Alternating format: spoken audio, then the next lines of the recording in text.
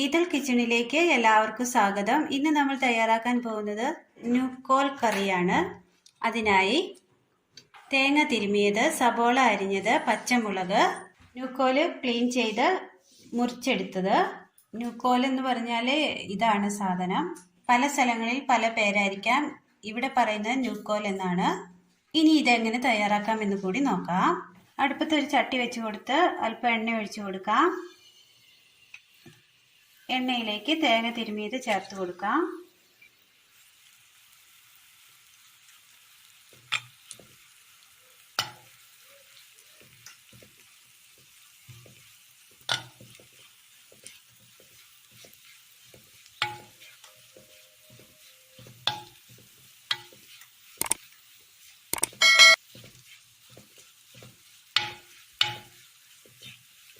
നല്ലതുപോലെ ഒന്ന് വഴറ്റിയെടുക്കാം.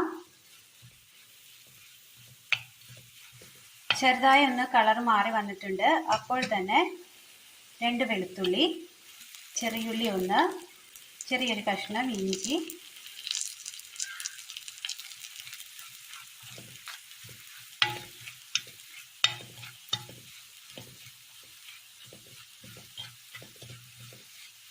നല്ലതുപോലെ ഒന്ന് കളർ മാറി ഗോൾഡൻ കളറായി വന്നിട്ടുണ്ട്. ഇതിലേക്ക്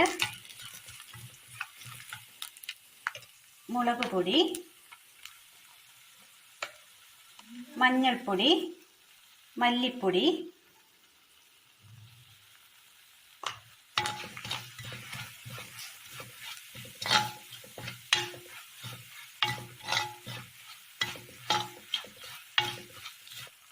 കറുവപ്പട്ട, ഏലക്ക, ഗ്രാമ്പു,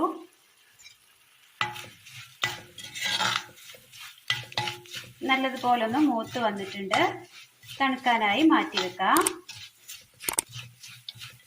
അടുപ്പത്തൊരു ചട്ടി വെച്ച് കൊടുത്ത് അതിലേക്ക് അല്പം വെള്ളം ഒഴിച്ചു കൊടുക്കാം.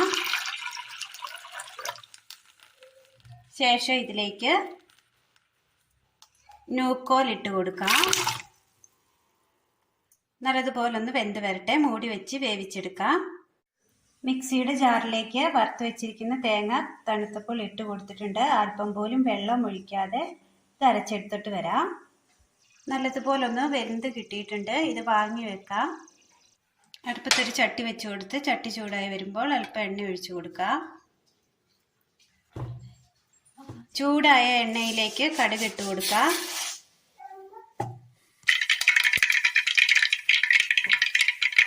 പൊട്ടിയ കടുകിലേക്ക് സബോള അരിഞ്ഞ്, പച്ചമുളക്,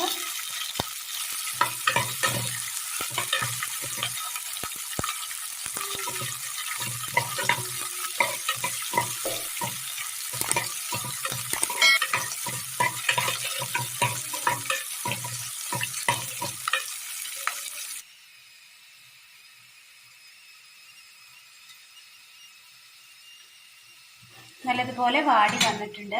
വെന്ത മുല അതിലേക്ക് ചേർത്ത് കൊടുക്കാം.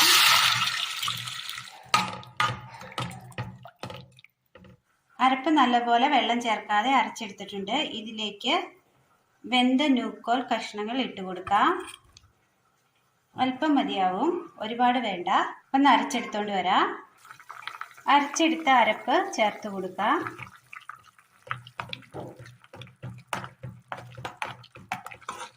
കറി നല്ലതുപോലെ തിളച്ച് വന്നിട്ടുണ്ട്.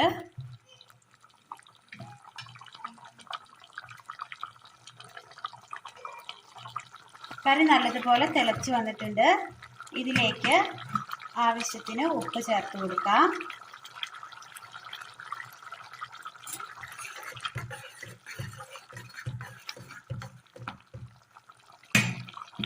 ഇതിലേക്ക് അല്പം കറിവേപ്പില ഇട്ട് കൊടുക്കാം.